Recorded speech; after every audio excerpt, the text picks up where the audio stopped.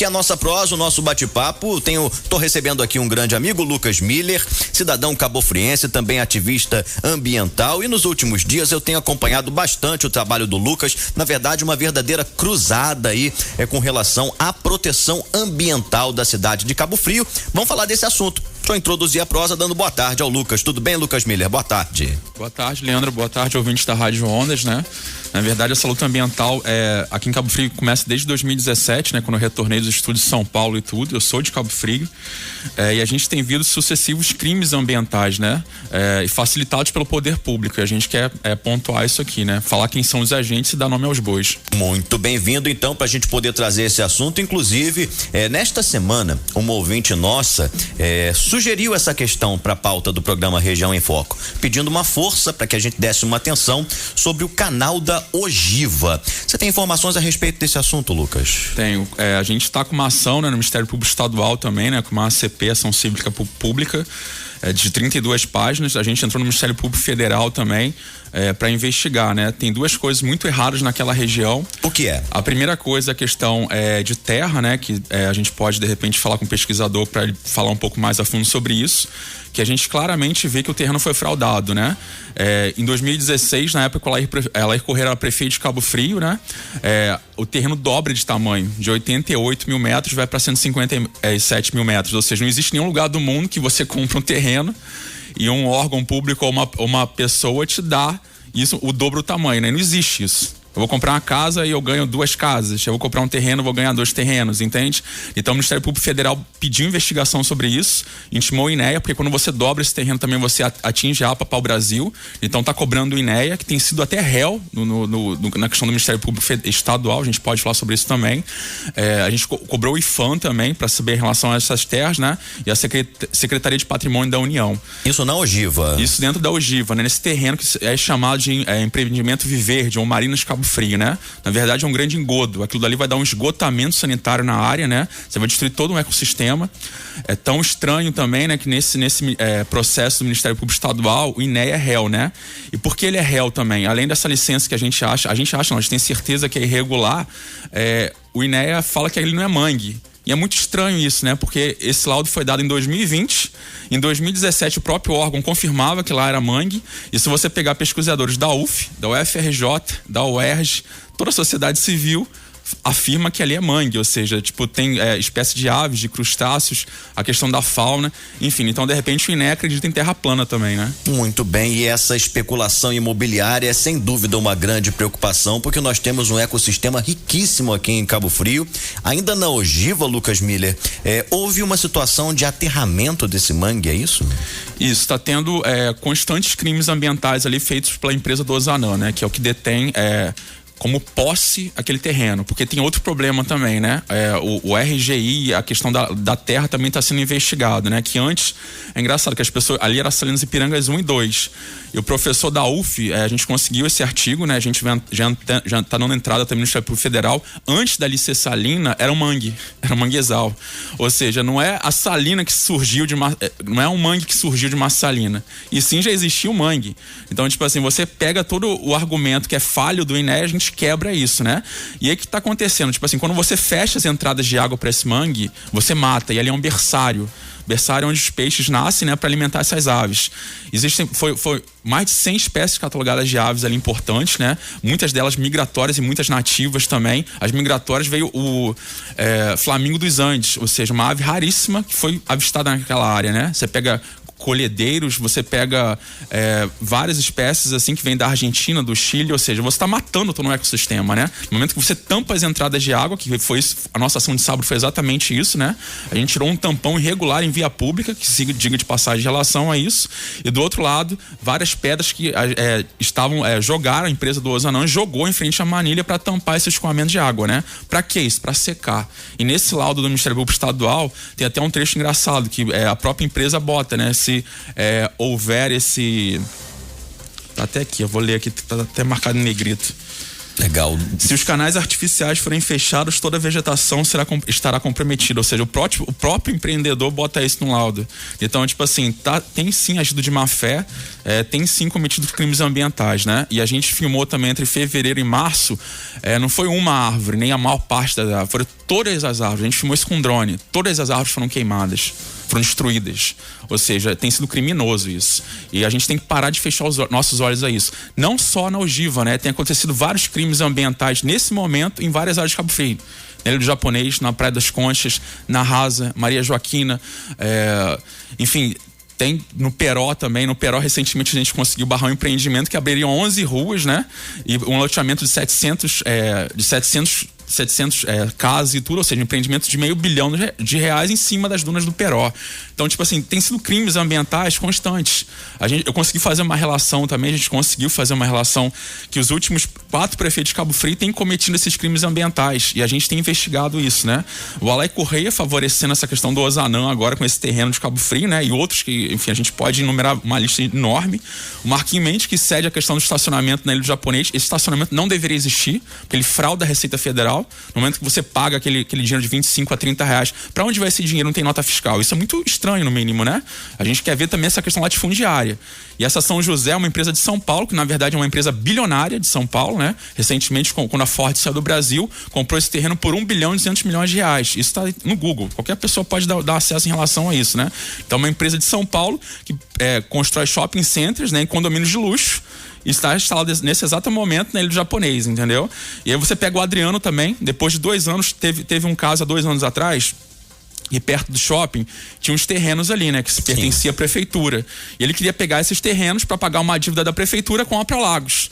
Depois de 2 anos, o IPHAN respondeu, tudo bem, antes tarde do que nunca, e a gente teve esse relatório, a gente vai entrar no Ministério Público Estadual também com isso, eram sambaquis. Ou seja, o Adriano queria dar para pagar a dívida cemitério indígena. Entende o nível de absurdo? Complicado. E agora você pega o atual prefeito, José Bonifácio, né, que se faz de sonso, se faz de entendido o tempo todo, né? A questão do galpão de sal, recentemente, foi ano passado isso, a gente teve uma luta de quase 2 anos, 3 anos sobre isso, né? Que era, né? Porque já acabou, foi todo demolido, todo destruído. Era o último resquício da indústria de pesca e sal em Cabo Frio. A gente podia ter feito um museu, podia ter conseguido emenda parlamentar. Eu também falo aqui pelo mandato do Flávio Serafim, né, que é representante da Comissão de Meio Ambiente da ALERJ, presidente da Comissão de Educação. Também tem o mandato da Talíria, né, que é minha amiga, né? A gente consegue emenda parlamentar com ela. Enfim, então realmente falta vontade política, né? E nessa destruição do galpão de sal, só para não perder o foco, o José Bonifácio com a secretária de Planejamento, e essa parte tem sido realmente uma caixa de Pandora, né? A Secretaria de Planejamento de Cabo Frio tem sido uma caixa de Pandora para destruição ambiental de Cabo Frio, destruição do patrimônio. A Daniele, junto com o José Bonifácio, autoriza a demolição do galpão de sal de uma forma arbitrária, sem passar pelo Conselho de Patrimônio. Então a gente tem pego isso. E essa questão da ogiva, foi até engraçado isso, né? Saiu com uma matéria na InterTV agora recentemente, que a autorização tinha sido dada em 2019. O secretário da época, que era o Felipe Araújo, ele contesta isso, ou seja, joga no colo da Daniele. Quem deu essa autorização foi em 2021. Ele publica isso em nota. Então, ou seja, a atual gestão do senhor José Bonifácio, do PDT, além de destruir o galpão de sal no passado, também deu uma autorização para esse empreendimento marina, mesmo sendo investigado, mesmo com uma ação civil pública no Ministério Público Estadual, eles autorizam a construção desse empreendimento, mesmo provavelmente entrando em área ambiental da Pau-Brasil, mesmo destruindo o mangue. Ou seja, esse governo realmente tem sido um destruidor na questão do meio ambiente de Cabo Frio. Olha, são assuntos preocupantes, né? A gente está hoje no dia 30 de junho, né, o final do mês, que é o mês do meio ambiente, onde a gente tem que refletir a respeito do nosso ecossistema, da proteção ambiental, e o Lucas Miller trazendo algumas denúncias aqui também, documentado, vem aqui, inclusive, Lucas, o Carlos Vermelho, pesquisador fundiário, é nosso convidado, daqui a pouquinho bate um papo conosco, quando você achar por bem, a gente chama ele também na prosa, Lucas, mas só para eu te poder esclarecer essa questão do mangue, no sábado passado, então, vocês fizeram uma intervenção e farão outra ali no Ogiva, é isso, nesse final de semana? Isso, a gente quer convidar todas as pessoas que estão indignadas em Cabo Frio, né? A gente tem que parar de ser indiferente ao meio ambiente. Todos nós somos trabalhadores, eu tenho 2 empregos, além de estar no mandato, eu também faço documentário, né? Recentemente estive no Piauí, estive em Pernambuco, a gente viu que é uma questão completamente diferente, né? A gente pega salas em Pernambuco que viraram museus, que falam sobre a nossa história, sobre a questão da memória, do patrimônio dessas cidades, que são extremamente importantes, e gerar lucro com isso, ou seja, turismo cultural de qualidade, né? Cabo Frio, que falta realmente é vontade política, não é falta de dinheiro. O que falta em Cabo Frio é vontade política. É bom pontuar isso. Lá no Piauí foi mais interessante ainda, né? Que uma arqueóloga, que é um dos maiores arqueólogos do Brasil, né? Que é Ned Guidon, que é franco-brasileira. Ela conseguiu, junto com a Unesco, né? Você fazer um parque, depois você fez um centro de pesquisa, depois você faz mais museu. Ou seja, de uma ideia, você começou a fomentar todo um turismo de uma região. No Piauí, que talvez seja o estado mais pobre da região. Ou seja, eu não falando que Cabo Frio, que é uma cidade bilionária, né? Que a gente tem quase R$1 bilhão por ano. Então, realmente falta vontade política. De um imaginário, ela conseguiu fazer também uma questão de cerâmica, né? Que você exporta hoje para vários países do mundo. Ou seja, você criou um turismo de qualidade, você conseguiu potencializar, todo mundo saiu satisfeito. E Cabo Frio não. Cabo Frio as pessoas querem destruir o meio ambiente para fazer concreto. É a forma mais estúpida, mais burra que existe. Mas, Lucas, então sábado o que vai rolar? O que rolou sábado passado? Sábado passado rolou essa questão dessa tiragem, né? Porque essa empresa de forma irregular jogou pedras, né? E a gente tem tudo isso filmado, tem tudo isso provado, em frente à Manilha para o quê? Você tampar os escoamentos de água para você matar aquele berçário. Essa foi a indução dessa empresa, né? E aí E a questão na via pública também, que tinha um tampão de madeira na via pública. A gente retirou tudo isso. Nesse sábado agora a gente chama todo o Cabo Friense ser indignado. Por favor, saiam das suas casas. Não adianta só ficar na rede social. Isso não adianta. A gente quer uma outra cidade. E não é só pela gente, né? É por seres que não têm voz, como as aves, os animais, os crustáceos e tudo. E a questão agora, sábado agora, a gente vai fazer uma intervenção lá naquela área, né? Que fizeram um tapume pra gente não ver a manilha. Nesse nível de bizarrice o negócio. Então a gente vai fazer intervenção lá. E além disso, a gente chamou o Mar Limpo, né? Mar Sem Lixo, desculpa. E o Sherper, também não sei falar direito o nome, pra limpar o manguezal. Ou seja, a gente vê que tem muito microlixo lá também. Então a gente vai fazer uma limpeza nesse mangue de 9 da manhã até 3 da tarde. E vai fazer intervenção cultural e urbana também naquela região pra conscientização ambiental, né?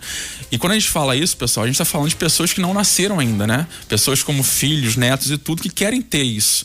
Ou seja, no momento que você destrói as dunas do Peró, no momento que você destrói o mangue da Ogiva, no momento que você destrói tudo e faz prédios da forma mais estúpida, você acaba. E quando você perde isso, você perde pra sempre. No momento que você acabar com aquele mangue da Ogiva, né, que é uma área linda, uma área riquíssima, só que tá assim, abandonada, principalmente também a Prolagos tem jogado esgoto, tem outra denúncia que a gente faz, que a gente tem, nessa uma semana que a gente tá lá, quase todos os dias, a gente tem visto o esgoto da Prolagos de uma forma criminosa ali. E é engraçado como essa empresa também passa impune, né? Essa empresa polui o meio ambiente de Cabo Frio, na Praia de Siqueira e tudo, tem até um prêmio, né, de meio ambiente, que eu acho uma contradição, né, como que uma empresa que polui o ecossistema de Cabo Frio tem um prêmio de meio ambiente, eu acho isso um absurdo. Enfim, então são questões que a gente está levantando em relação a isso, né, e essa é uma missão total também da Câmara dos Vereadores, são 17 vereadores eleitos e não tem nenhum que tenha se manifestado em nada, na rede social, aparecido lá em nada, ou seja, a gente votou em 17 covardes, será que é isso? Os dois deputados também eleitos para a LERJ, tanto o Serginho, né? Eu não chamo de doutor porque ele não tem doutorado, né? O Serginho e o Mauro Bernardo, né? Em nenhum momento apareceram, em nenhum momento falaram nada sobre essa questão. Na verdade, não falam nada sobre a questão ambiental de Cabo Frio, né? Isso é bem preocupante. Ou seja, a gente elege pessoas para nos representar, em nenhum momento o legislativo fala nada, é omisso. E o executivo comete crime ambiental. Era justamente nessa seara que eu queria entrar contigo, Lucas Miller. Você elencou aí várias pessoas que poderiam estar somando forças aí nessa missão, podemos dizer assim. E eu queria saber quem é que realmente está se mobilizando, né? Porque a gente sabe que é um caminho árduo e espinhoso, fuçar a documentação, verificar licenças, bater com a documentação que foi apresentada nos órgãos ambientais. Como é que tem sido feito esse trabalho e quem está junto com você nessa corrente, Lucas? Cara, a gente tem que agradecer alguns nomes aqui, né? Principalmente, a gente tem que agradecer os moradores da Ogiva, né? Que eu acho que todas as denúncias começaram dali. Assim, não foi uma coisa artificial implantada, surgiu do próprio bairro, né? Em loco. E aí você tem que agradecer ao Ministério Público Federal, que não tem sido omisso, não tem sido corrupto. O Ministério Público Estadual, que não tem sido omisso, não tem sido corrupto. A mídia de Cabo Frio começou não, na verdade a mídia de Cabo Frio tem sido muito corajosa, né? Renata Cristiana, Folha dos Lagos, a Inter TV, vocês aqui da Rádio Ondas agora. Enfim, segunda eu vou estar na Rádio Litoral também. Tem vários veículos de comunicação independentes de Cabo Frio que tem potencializado essa questão da nossa denúncia, né?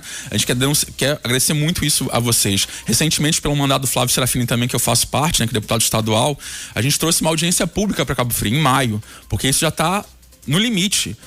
Todas essas áreas estão sofrendo impacto ambiental e criminoso nessa área. Em Tamoios tem muita questão da milícia, né? Maria Joaquina, Rasa, Chavão, né? Que pega também parte do Parque do Mico Leão Dourado. E Cabo Frio são empresários milionários que as pessoas têm abaixado a cabeça para isso, para destruir o seu futuro. Ou seja, por dinheiro as pessoas têm abaixado a cabeça. E a gente tem que parar com isso. Telefone aqui conosco, Carlos Vermelho, pesquisador fundiário. Lucas Miller, inclusive, convidou ele para poder participar aqui do nosso bate-papo. Tudo bem, Carlos? Ao vivo, boa tarde. Boa tarde a todos. É um prazer estar aqui falando com vocês e o que eu puder ajudar aí, eu estou à disposição. Muito bem. Lucas, por que a gente tem a participação hoje do Carlos Vermelho? Qual é a propriedade que ele tem para falar sobre o assunto, Lucas? Então, a gente fez uma frente, né? Uma coisa que a gente reparou foi o seguinte, na nossa última luta recente, a gente perdeu, que foi o Galpão de Sal. A gente levou quase 3 anos. A gente fez uma audiência pública na Câmara, mobilizou a sociedade e tudo, mas a questão jurídica realmente é o nosso calcanhar de Aquiles, né? Com relação à pesquisa diária, em relação a tudo isso. E a gente viu que a gente só consegue fortalecer a luta se a gente tem prova material de tudo que a gente está falando, né? E o Carlos é pesquisador, latifundiário não, de terras e tudo em Cabo Frio, né? Que pega desde o espólio do Henrique Lage, que na verdade era o maior industrial da década de 40, era o homem mais rico do Brasil, e que pega grande parte das terras de Cabo Frio, né? Você pega a passagem, pega essa área da ogiva, enfim, então ele vai poder estar falando isso porque ele tem embasamento, né? Que a gente, do nosso lado está a sociedade civil, Ministério Público, né? Civil, Ministério Público Estadual, Federal, o mandato do Flávio, né? Pela Alerj, pela Comissão de Meio Ambiente da Alerj, e a gente tem pesquisadores, ou seja, ninguém está recebendo R$1 por isso.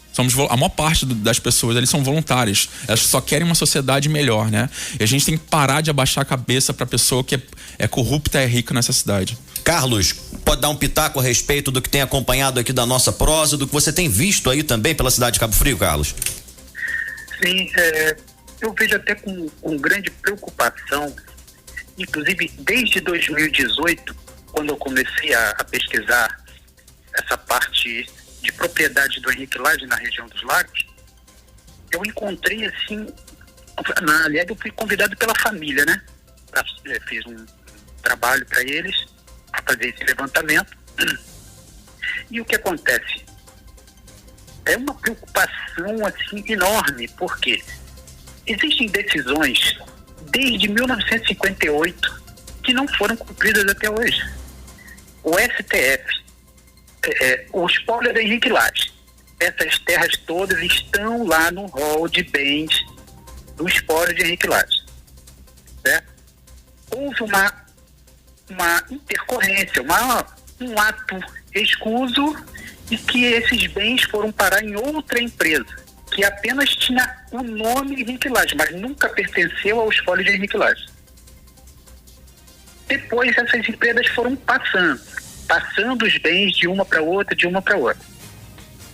Já tinha uma decisão do STF anulando essa partilha.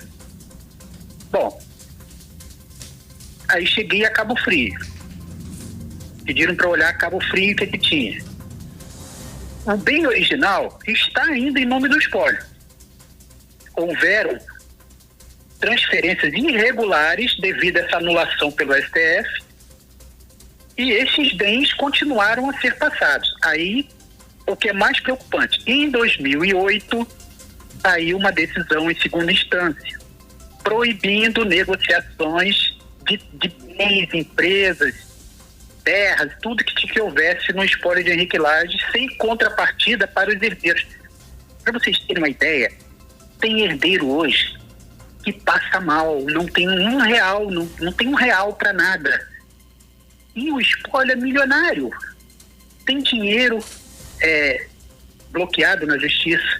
Tem esses bens todos e tem gente passando fome. Então, como se admite uma decisão em segunda instância não ser cumprida pelo juiz de primeira instância desde 2009? Então, assim, os juízes que passaram pela segunda vara de órfãos e sucessões do Rio de Janeiro, que atualmente é o doutor Luiz Carlos Borges, não tem nenhum cumprimento de decisão em segunda instância de 2009 até hoje. Então, por essa decisão de 2008, não poderiam ser vendidos nenhum bem do espólio de Henrique Lage pelo espólio do Francisco Catão. O que ocorre em Cabo Frio? Área da passagem vendida em 2014. Área da ogiva vendida em 2012. Área Monte Alto, Figueira, Aroeira, tudo vendido em 2014. E pasmem, a área do tal galpão de sal foi vendida em 2014. Então, se a decisão de segunda instância em 2008, como é que esses bens podem estar sendo vendidos posteriormente? Ou tem prevaricação desse juiz, ou tem o mais grave ainda, a empresa Nora Lage está burlando as decisões judiciais e vendendo por terceiros, que é o que foi o que eu encontrei. Por exemplo, estacionamento das Salinas Peruanas foi vendido por uma empresa que não é detentora do bem. Então, como é que pode? Ogiva foi vendida por uma empresa que não é detentora do bem. Então, quem comprou, ou ele está ciente, ou ele foi enganado. Se ele foi enganado, a Nora Lage vai ter que dar conta. Se a Nora Lage está fazendo com a autorização judicial, o juiz vai ter que dar conta. É simples assim. Muito bem, Carlos. Então, desculpa, amigo. Desculpe lhe interromper, porque nosso tempo é curto e a gente precisa ser mais célere aqui nas colocações, mas eu lhe agradeço imensamente, Carlos, pela contribuição e pelas informações compartilhadas. Obrigado, Carlos. Obrigado, Carlos. Obrigado e boa tarde para vocês.